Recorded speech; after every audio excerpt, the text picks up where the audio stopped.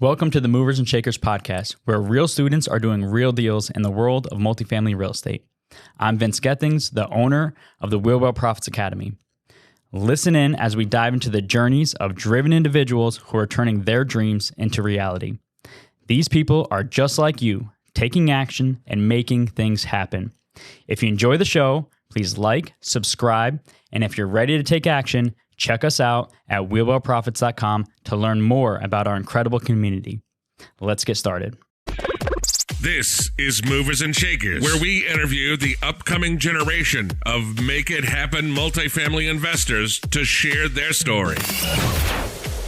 Welcome to the Movers and Shakers podcast. My name is Gino Barbaro, co-founder of Jake and Gino, multifamily investor, educator, father, mentor, and I'm joined by my co-host. Sometimes it feels like he's my son, my brosif, Josh Rusin, the community director of Jake and Gino. Joshua, how are you today? Gino, doing well, and I'll take that as a compliment. To be a part of your family would be an honor. Although I almost lived with you for 9 months, definitely I got to take that there. You know, excited. We're coming off 2 days of Petra coaching and implementing the Rockefeller habits in our business and scaling up. Really putting our money where our mouth is and investing in coaching ourselves and learning, right? Success leaves clues and reaching up. And that's what we help people do. And that's what excites me as well, becoming the best version of ourselves, the best company we can be, and serving others at the highest level. Gino, what about you? Well, there's a couple lessons to that. The first lesson is we are not as focusing as much. We're working on Q1 priorities. And the reason why I say Josh is like my son is I tell him to put away the cell phone and he's like, yep, I got it upside down to the side, but that's not really focusing, right? We need to learn how to focus and how to grow the company. So everyone out there, I think the first thing everyone needs to think of is as we're coming towards the end of the year, what are your priorities going into your first quarter? And then as you have first quarter priorities, what are your priorities going into the second quarter? And we all get caught into the shiny object syndrome, right? Let's stay in our lane. And today we're going to be talking about multifamily and the multifamily lane. But when you're talking about growing a business, whether it's the multifamily business or any other business, really start trying to focus on priorities and get those done. Love it. Absolutely right. And actually, what I'm really excited about is today's guest. Today, we have our own internal team member, Jennifer Ullrich. Jennifer is a certified meeting planner who's been spending the last 10 years working in financial services. Now, after she attended our first live event in 2017, she understood and saw how multifamily real estate and cash flow leads to financial freedom. She then joined the Jake and Gino team in 2019, really helping focus on the community and their events and taking things to the next level. Since joining, she actually just closed on her first 8-unit deal recently. Welcome to the show, Jen. Thanks, guys. Thanks so much for having me. All right, Jen, so here's what I'm curious on. 2017, I didn't know these guys existed. I didn't know apartment buildings were something people bought. Tell me about this. What your thoughts were when your friend told you, what got you over the hump to go to the event, and then how that event really changed you and opened your eyes. Well, I was doing single-family homes to start, and I was buying one home at a time, and I figured that it was going to take me a long time to reach financial freedom. So when my friend approached me about multifamily, and so she started listening to the Jake and Gino podcast, it really opened my eyes to go to the event and see what it was all about. So after attending, I learned about economies of scale and depreciation and cost segregation, and it really opened my eyes to I can get this done a lot faster if I go the route of multifamily. So Josh, Jen, picture this. 2017, Jake and I are coming off stage, 150 people, small event, and Jennifer comes up to me and goes, you need help next year with the event? I looked at Jake, I said, I need all the help I can get. I said, sure, let's do that, right? And it's one of those things where, seek to serve. And Jennifer helped us with the 2018 event, and it went off really, really well. There's a lot of things you don't know. I mean, it's just like everything else in life. Just need to commit and then figure it out. And then the next year will take care of itself. So do you remember that moment when you saw us up on stage and you said, wow, these guys could do a lot better? Absolutely. I knew I had a service I could provide you guys, and I wanted to learn from you. So I was a match. So what did you learn on that in the first, even last year's event in 2018? What were the things that stuck out to multifamily that you can share with the community? The ability for cost segregation, how you can get all that value up front, that was a huge eye-opener because I just had a single family home and a duplex. Like I wasn't getting that much value. Mm-hmm. So that and be able to have one roof, right, for multiple apartments. when I had a single family home, I had one roof and one vacancy. That was 100% vacancy. So the ability to scale it up much faster was the key for me. So what has changed over your life in the last 2 years? You say, what was the biggest changes you've seen? Oh, biggest changes in multifamily or just in my life in general? In everything, because it's not just multifamily, it's mind shift. It's, people telling you you're crazy and, It's surrounding myself with the right people, to be honest with you. I made the move from New Jersey to here to work with the Jake and Gino team. And it's really, the last 6 months have been eye-opening for me. So describe eye-opening, because right now I'm eye-opening. I'm looking at Josh. Josh is looking good. He's eye-opening to me right now. So what is eye-opening to you? What does that mean? Let's dive deeper into that, because I'm sure that people told you that you're crazy. What do you mean? Knoxville, multifamily, the whole thing. We've heard it time and time again. So there's a couple of questions to that. The first thing is, what was really eye-opening? And the second thing was, how did you not get sucked back in? As they say in The Godfather 2, I tried to get out, but they pulled me back in. How did you avoid that? That's really important for students, because when they start on, they have a lot of motivation, a lot of energy going through, and after 3 months, they fall back into their old habits because they didn't surround themselves in a community and they didn't, continue on with their dreams. So I was comfortable, right? I had a nice 6-figure paying job. I was working in downtown Manhattan. I was pretty comfortable. And then actually Jake, when I started working with you guys in 2018, Jake started pushing me outside my comfort zone, and I liked it. I liked working with you guys, and I liked being surrounded by like-minded individuals. And where I was in my life, I really wasn't going outside my comfort zone very often.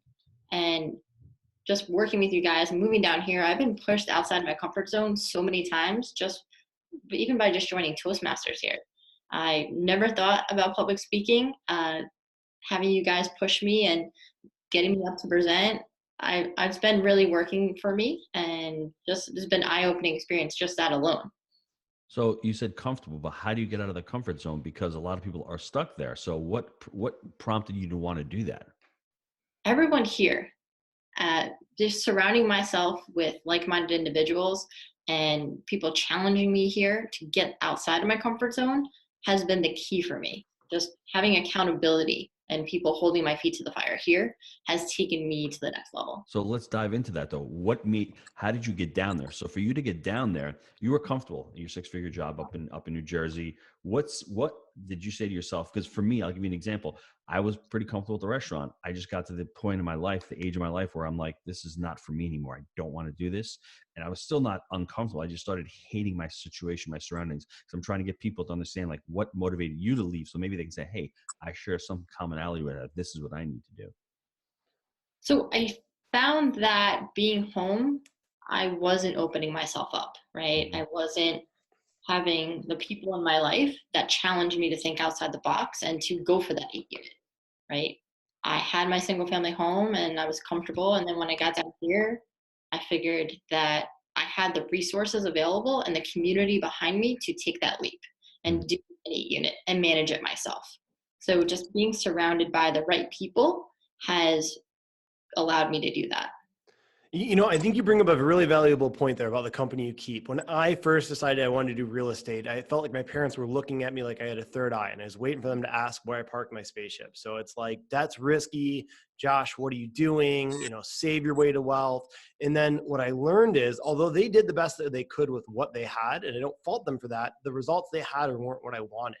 But when I started surrounding myself with those that had the results that I wanted, not only did I realize it was possible, but I was encouraged and I was seeing the path that they took. And I realized success leaves clues. So if I can implement and think and act like they do, results should follow on that path. Where on the other end, it's like, you have these ideas. I know you're capable of more, but when you go external with them and kind of talk about it to other people, they don't understand it. And people justify what they don't understand by kind of being scared of it, right? Afraid, acting on thoughts rather than facts and figures, jumping to conclusions. And that way it almost prevents you from acting rather than even just being neutral about it. It almost hurts you. So I agree, surrounding yourself with the company you keep. I want to hear what kind of mindset shifts you went through, how it made it easier making the leap, because the average person doesn't go buy an 8 unit. Kind of walk me through some of the big shifts you had in mindset and what the benefits were of those. So my mindset before I was just comfort, right? When making the decision to make the leap down here, I had to really be open. My mindset was like, Jen, this is an amazing opportunity. Definitely take it, because where I was in New Jersey, I don't think I would have done it, to be honest with you. I wasn't pushed.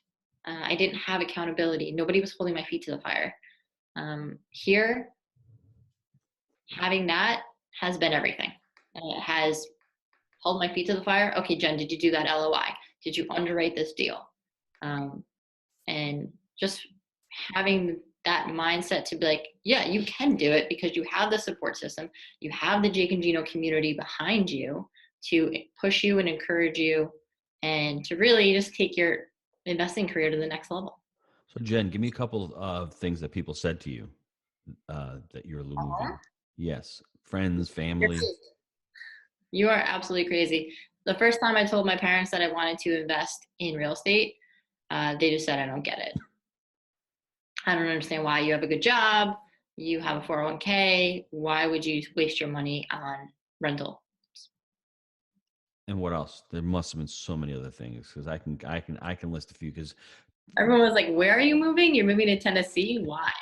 Are you crazy? You live in the most popular city in the world. Like, why would you leave? Because it's too expensive to live here, right? When I looked for an apartment in Tennessee, I was like, wait, how much is it? And I get all of that. It was incredible. Just the value from coming from the New York area down here. It was a no-brainer for me. And I said, you may think I'm crazy, but I'm going to do it anyway, because I want to take this opportunity. And how did things shift when you started getting results? They see you get an 8-unit, it starts becoming real. You're manifesting those thoughts into reality. What changed from your friends and your family's perception from there? I have more confidence, to be honest with you. I used to lack that at a much younger age. And as I have gotten to know the subject matter better and going through the Jake and Gino curriculum and reading a ton of books, my confidence level in talking about this has grown exponentially. I am way more comfortable talking to people about this at like the boot camps, at the money mixers, and even at MM3. My confidence level is just through the roof now. Education times action equals results. You can take massive action like I did in the beginning and not get the results.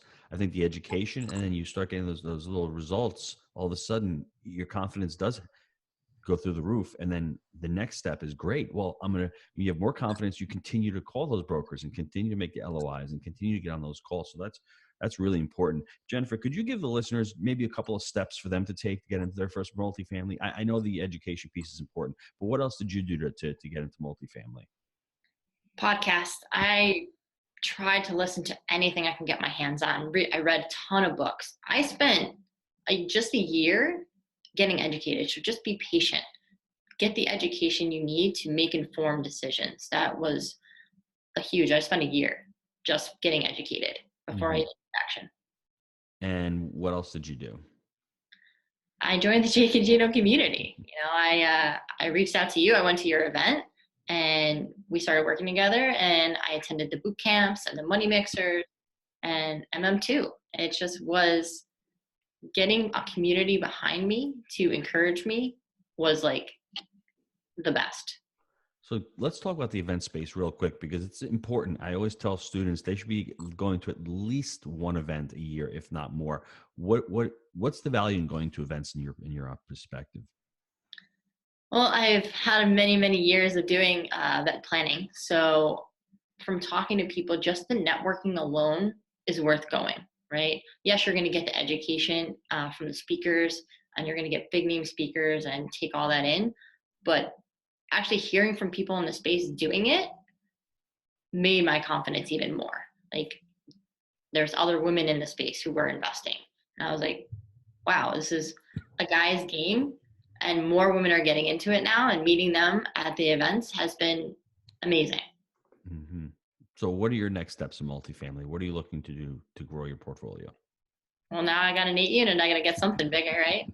That's 20 right. plus is next.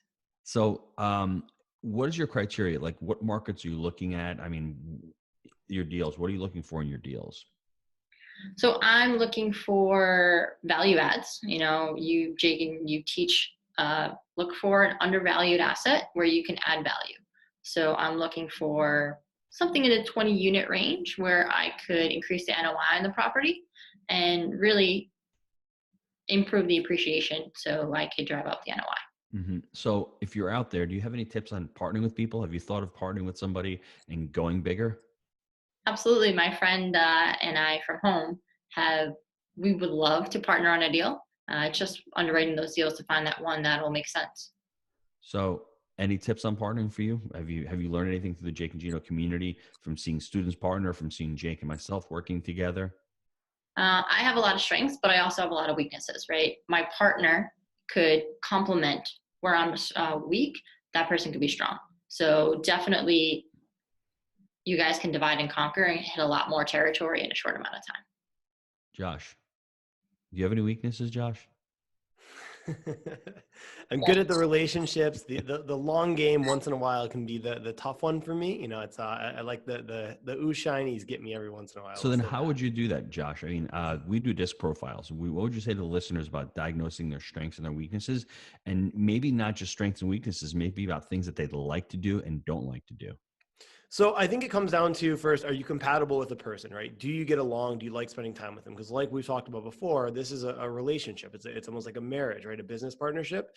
And then from there, you look at complementary strengths and weaknesses, right? What are you good at and what can you bring to the table that maybe they can't? And what can they fix that you don't have? And then you also look at it more of like, okay, maybe I'm young. I'm not financially where I want to be at. And I'm going to put in a lot of the sweat equity. I'm going to get educated and I'm going to add value to someone that has the balance sheet, but not leverage as much as their time. And Gino, I think you have a saying about that. A man with money meets a man with time, or how's that one go? A person with money meets a person with experience. The person with the experience gets the money, and the person with the money gets the experience. Very simple. You can have all the money in the world, but if you're not educated and you meet somebody who's educated, you better make sure that you know what you're doing. Josh, I just like to simply say, I call it the sniff test. If you don't like somebody, it doesn't matter what kind of skills are, it doesn't matter if they're the rock star in the world, you're not going to like working with them. Sooner or later, something happens, that relationship's going to sour quick. So I think ultimately you need to like to work with somebody. You need to know about the culture. You need to know about their core values. You need to know about their value-based decision-making. All that really is important when you're looking for a partner. That's what I think is important. So Jennifer, what's your best advice for anybody trying to get into their first multifamily? I mean, other than, the education and accountability, what else do you think is really important for people? Is it mindset? Is it just going out of your network? What else would you say about getting into multifamily? I mean, my colleagues at my old job told me I was the most patient person. So patience, right? Everybody wants instant gratification. This is a long-term game. It's not going to happen overnight. You got to put the work in and just be patient. It'll happen. Just don't get discouraged. That's important because every occupation, if you think of, is a long-term game. I'm sure your job was long-term. I'm sure you didn't start with 6 figures, right? And we forget about that because multifamily is a business, and to build a business, it takes a long time. So I love that answer. Let's take a quick break to hear from our sponsors. Gino, I know a lot of our listeners are wanting to take their multifamily investing business to the next level. I know that you've been hard at work helping Jake and Gino students do just that using our framework. Can you explain to the listeners how they can get our help? Guys, we've been hard at work growing our community of like-minded investors, and the results of our members has been nothing short of incredible. We're looking to grow this amazing group. What we're looking for is those who want to follow our proprietary framework that we've created. Buy right, manage right, and finance right. Leverage our connections, education, and mentorship as ways to take your business to the next level. So if you're interested in finding out more about how you can become a part of our amazing community, apply to work with us at jakeandgino.com/apply. All right, Jen, I got some short answer questions here for you. So what's your favorite book you've read and why? So I love Deep Work by Cal Newport. So I read The Miracle Morning and started implementing savers in my life. And then I read Deep Work, and Deep Work took my Miracle Morning to the next level. So every morning I spend from 6 a.m. to 7 a.m. really focusing on one task. and I really get into deep work and move the needle on my personal projects. Like it. What about your best habit for success? So really being focused. So I spend a lot of time here, make sure we're focused on a priority. So just staying focused and staying in your lane is really helped propel my business. Jen, is your cell phone on right now? Nope. Okay, good. That's good focus. Love that. You know, there's been a lot of golden nuggets in this episode. I want to recap a few, and I know Gino's going to add a few more. The first one's get the help, seek to serve, pay to play. Those are the two main ways to add value to those that are further along the path than you. The next one is complacency is the kiss of death. You know, it's being content with where you're at. Although you're not where you want to be, there's not enough dissatisfaction to take it to the next level. And it leads to being average and mediocrity. The next one I saw was the company you keep, right? Who you surround yourself with will show me your friends, and I'll show you your future and tell you who you are. There's a lot of truth to that. And knowledge breeds confidence. It's definitely having that information leads to the confidence to take action, get the implementation, and then eventually results. Gino, what takeaways do you have to add to that as well? Well, Josh, I think this podcast is all about the listener and where they are in their life. If you're comfortable in your life, that may be a good thing, but that may also be a bad thing, because if you're not growing in life, you're dying, right? Let me say that again. If you're not growing in life, you're dying. And that may be spiritually, that may be fiscally, that may be just personal development wise. And that's what I was going through. And it sounds as if that's what Jen was going through. She was comfortable, but she wasn't being fulfilled. You know, Tony Robbins talks about the 6 human needs. The first 4 are just regular fundamental. The 5 and 6 are really the fulfilling ones, where you're growing and you're contributing also. So I think Jennifer has been doing an amazing job contributing to the Jake and Gino team, which is really important, but also now she's contributing to other people's lives. She has tenants and she has residents, and she's contributing to their lives. And that's a great feeling. And if you can figure out how to monetize that on top of contributing to their lives, that's the coup d'etat. That's the best. I like the fact that she says it's important to surround yourself with like-minded people and people who are going to push you. And that's something that really propelled my life. Once I partnered with Jake and then Mike, and then we created the Jake and Gino community, and I have all the students, and I had Josh and everybody, that really propelled my life. You know, watch out who you're hanging out with, because they can take you down. And not only because of that, they can also hold you back. And they're not doing that in a bad way. They're trying to protect you. So if somebody, if Jen comes to me and says, I'm moving to Tennessee tomorrow, like, are you crazy? I mean, I would expect it, right? Because I've been hanging out with her for the last 20 years, and that might be a shock. And I'm just trying to protect her. I don't want her to get hurt. But I think everyone's got to take a look at the inventory of who they're hanging out with. And if it's not where you want to be in life, take a reassessment, find out where you want to go, and just go out there and find out who it is that you want to hang out with and who you want to emulate. Because as Josh likes to say, success leaves clues. So if you want to become successful in multifamily or any other venue, any other space, see who's doing it well and follow them. Couldn't agree anymore. Jen, how can the listeners get a hold of you? So you can email me, the Jake and Gino team. So J Ullrich, ULLRICH @jakeandgino.com. Awesome. Jen, I want to thank you for being an amazing guest on the show and sharing your movers and shakers story. If you want to be the next movers and shakers guest, email me, josh@jakeandgino.com. And until next time, let's make it a movers and shakers week. See you, everyone. Bye, everyone.